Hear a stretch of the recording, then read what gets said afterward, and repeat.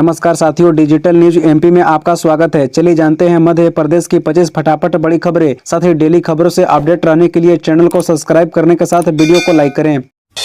BJP को जनता का साथ, पीएम मोदी ने जताया आभार। प्रचंड बहुमत से बनेगी सरकार। मध्य प्रदेश की जनता ने बीजेपी को प्रचंड बहुमत से जीत दिलाई है। 230 विधानसभा सदस्यीय राज्य में सरकार बनाने के लिए 116 सीटें चाहिए। जनता ने बीजेपी को करीब 166 सीटों पर जीत का आशीर्वाद दिया है। इसमें से 40 सीटों पर जीत का आधिकारिक घोषणा हो चुकी है। वहीं चुनाव आयोग के मुताबिक कांग्रेस को 10 सीटों पर जीत मिली है। बीजेपी को मिली जीत से गदगद होकर पीएम नरेंद्र मोदी ने जनता जनार्दन को नमन किया है। साथ ही कार्यकर्ताओं को आभार जताया है। शुरुआती रुझानों से ही बीजेपी ने बढ़त बना ली थी, जिसे बरकरार रखा और जीत का परचम लहरा दिया है। शिवराज सिंह चौहान ने बम्पर जीत के लिए लाडली बहना का आभार जताया है। केंद्रीय मंत्री नरेंद्र सिंह तोमर ने दिमनी विधानसभा सीट से दर्ज की जीत।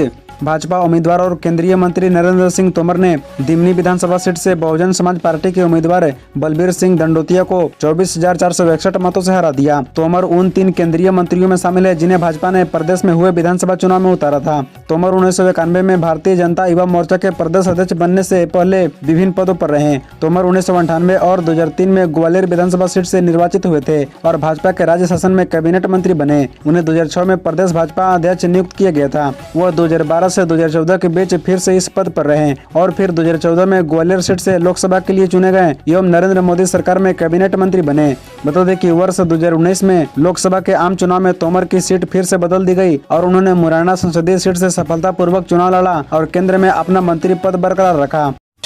एमपी की बुधनी सीट पर शिवराज सिंह चौहान की शानदार जीत, 1 लाख से अधिक वोट से जीते। मध्य प्रदेश में बीजेपी की शानदार जीत हुई है। मुख्यमंत्री शिवराज सिंह चौहान ने बुधनी विधानसभा सीट से 1,04,974 मतों से चुनाव जीता है। उन्हें 1,64,995 मत मिले। कांग्रेस के विक्रम मस्ताल शर्मा को 59,977 मत मिले हैं। इसी जीत के साथ शिवराज सिंह चौहान 5वीं बार प्रदेश का मुख्यमंत्री बनने के लिए सबसे प्रबल दावेदार में शामिल हैं। अधिकांश एग्जिट पोल में एमपी में बीजेपी की बहुमत के साथ जीत का अनुमान लगाया गया था। वह इस चुनाव में भी अपनी पारंपरिक बुधनी सीट से चुनाव लड़ रहे थे। आपको बता दें कि बुधनी विधानसभा क्षेत्र में कांग्रेस पार्टी कम एक्टिव रहती है। यहाँ शिवराज सिंह चौहान का सिक्का चलता है। इस क्षेत्र में कुल 2,68,435 मतदाता हैं। इनमें से 1,39,232 पुरुष, 1,29,096 महिलाएं और 7 अन्य शामिल हैं। 2018 के चुनाव में शिवराज सिंह चौहान ने वरिष्ठ कांग्रेस नेता अरुण यादव को हराकर 58,999 वोटों के अंतर से जीत हासिल की थी। छिंदवाड़ा जिले की 7 सीट पर काउंटिंग। छिंदवाड़ा में सभी 7 सीटों पर कांग्रेस की जीत। कमलनाथ 35,000 से अधिक वोटों से जीते।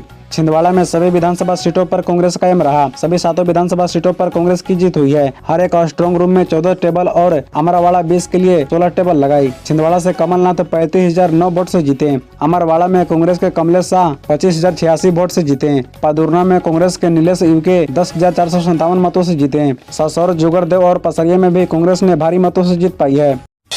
जब नाश मनुज पर छाता है, पहले विवेक मर जाता है। एमपी में कांग्रेस की हार पर सपा का रिएक्शन। मध्य प्रदेश विधानसभा चुनाव में भाजपा जहां एक और सरकार वापसी पर जीत का जश्न मना रही है, तो वहीं कांग्रेस हार की समीक्षा करने में जुट गई है। 4 राज्यों में हुए विधानसभा चुनाव के बीच मध्य प्रदेश में चुनावी मैदान में उतरी समाजवादी पार्टी ने कांग्रेस की हार पर बड़ा रिएक्शन दिया है। सपा ने कांग्रेस की हार का ठिकरा उनके बड़े नेताओं पर फोड़ा है। सपा प्रवक्ता मनोज सिंह काका ने एक वीडियो जारी करके पूर्व सीएम कमलनाथ पर कई गंभीर आरोप लगाते हुए कांग्रेस की हार का ठिकरा फोड़ा। उन्होंने कहा कि कांग्रेस मध्य प्रदेश विधानसभा चुनाव में अमर्यादित बयानों के कारण हारी है। विधानसभा चुनाव से पहले कांग्रेस के बड़े नेताओं पर अहंकार सिर चढ़कर बोल रहा था। सपा ने कमलनाथ का नाम लेकर कहा कि उन्होंने अखिलेश यादव के प्रति अपमानजनक शब्द बोले थे।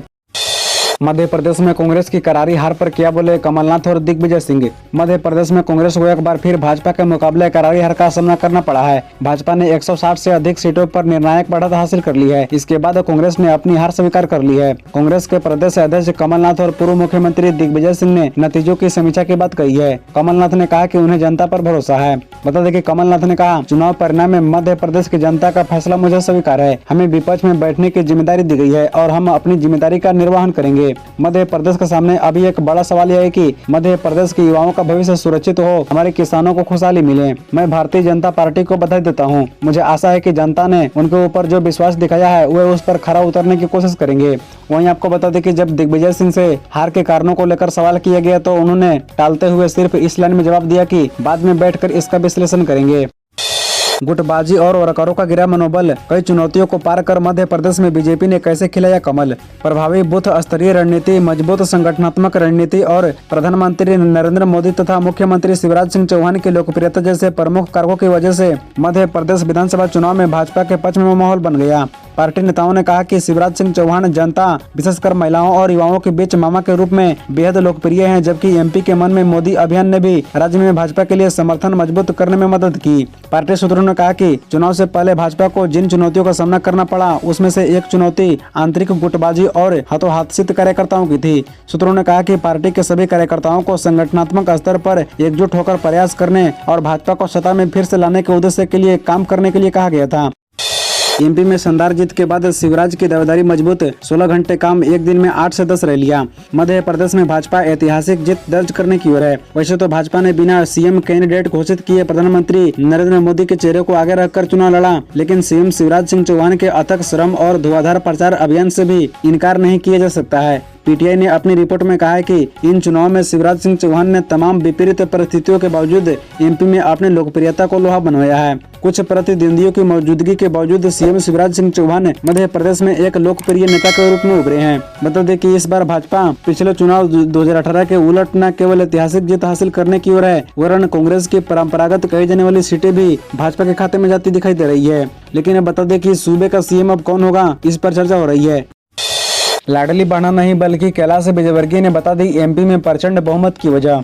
मध्य प्रदेश में भारतीय जनता पार्टी को जनता ने प्रचंड बहुमत दिया है। भाजपा ने एमपी की 160 से ज्यादा सीटों पर जीत दर्ज की है। इसके अलावा भाजपा ने छत्तीसगढ़ और राजस्थान में भी पूर्ण बहुमत हासिल किया है। इन चुनाव में भाजपा ने मध्य प्रदेश में सबसे बड़ी जीत हासिल की है। राजस्थान और छत्तीसगढ़ में भी भाजपा ने प्रचंड बहुमत हासिल किया है। एमपी में मिली जीत का श्रेय सीएम शिवराज की लाडली बना योजना को दिया जा रहा है, लेकिन भाजपा महासचिव कैलाश विजयवर्गीय ने इस मध्य प्रदेश में बीजेपी की जीत का दूसरा कारण बताया है। कैलाश विजयवर्गीय ने राजस्थान, छत्तीसगढ़ और मध्य प्रदेश में जीत का श्रेय प्रधानमंत्री नरेंद्र मोदी को दिया है। बातचीत के दौरान उनसे पूछा गया कि क्या एमपी में जीत का श्रेय लाडली बना योजना थी क्या। इस बात का जवाब देते हुए कैलाश विजयवर्गीय ने कहा कि छत्तीसगढ़ और राजस्थान में लाडली बना योजना नहीं थी, हम वहां भी जीत गए। इस दौरान उन्होंने तीनों राज्यों में भाजपा की जीत का श्रेय प्रधानमंत्री नरेंद्र मोदी को देते हुए कहा कि हमने तीनों राज्यों में इतनी बड़ी जीत पीएम मोदी की नेतृत्व की वजह से दर्ज की है। इसी तरह रोजाना खबरों से अपडेट रहने के लिए इस चैनल को सब्सक्राइब कर बेल आइकन को भी प्रेस कर दीजिए। धन्यवाद।